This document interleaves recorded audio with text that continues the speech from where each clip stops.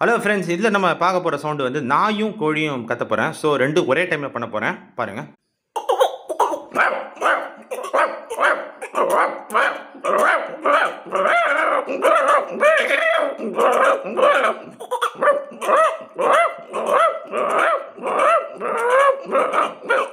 நடுவில் பூனையும் வந்துடுது. பூனை கோழி ரெண்டும் கத்துது.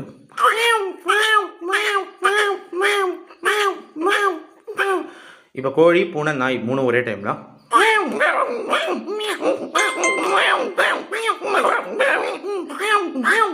சேர்ந்து வாத்தும் சேர்ந்து கத்துறது. இப்போ